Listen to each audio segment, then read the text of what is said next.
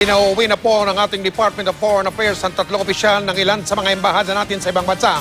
Sila po ay pinagbibintangan ng pang-aabuso sa ilang OFW. Pagpapaliwanagin sila sa umano'y pakikipagtalik sa ilang mga OFW kapalit ng kanilang turong para makauwi ang mga naturang OFW dito sa Pilipinas. Nakatutok si Jamsi Sante. Matapos pumutok ang balitang may mga OFW sa Kuwait, Jordan at Syria na nabiktima ng sexual exploitation ng ilang opisyal ng embahada natin doon, agad na iniutos si DFA Secretary Albert Del Rosario ang pagpapauwi sa mga sangkot na opisyal para sa investigasyon. We have asked the heads of posts of Kuwait, of Damascus, of Amman, Jordan, to come home immediately so that they can provide us all the necessary information for us to be able to pursue this case. Si DFA Secretary Albert Del Rosario daw mismo ang mamumuno sa investigasyon ng DFA ukol sa mga alegasyon ng sexual exploitation sa ilang embahada. Nais daw niyang may managot kung may mapatunayang nagkasala at mapanatili ang integridad ng DFA. If the reports, if true,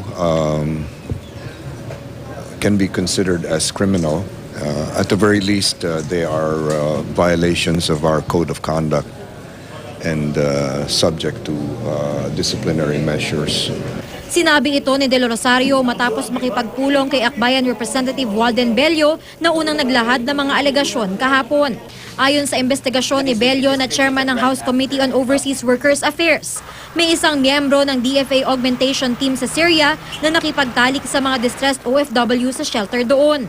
Meron din daw dalawang opisyal ng Philippine Overseas Labor Office o POLO sa Jordan at Kuwait na nambugaw umano ng mga OFW. Sex for flight o pakikipagtalik daw ang ginagawang kapalit ng tulong para makauwi ng Pilipinas. Ayon sa DOLE na nag-iimbestiga na rin sa mga alegasyon, nasa Pilipinas na ang inaakusahang opisyal mula Jordan, habang inanunsyo naman ng embahada sa Kuwait na suspendido muna ang opisyal doon na sangkot sa kontrobersya. Temporarily suspend po namin yung nabanggit po na tauhan dito po sa aming opisina dahil ito po nararapat para magbigay daan sa investigasyon. Bagamat nag-iimbestiga na ang mga otoridad, hinihikayat pa rin ang mga biktima na magsampa ng formal na reklamo.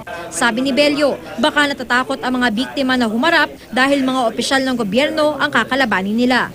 We are encouraging, the complainants to appear. If they are not comfortable with appearing before the DFA investigation or the DOLE investigation, then they can come to me directly and we will assure them of protection. Jamsi Sante, Nakatutok, 24 Oras.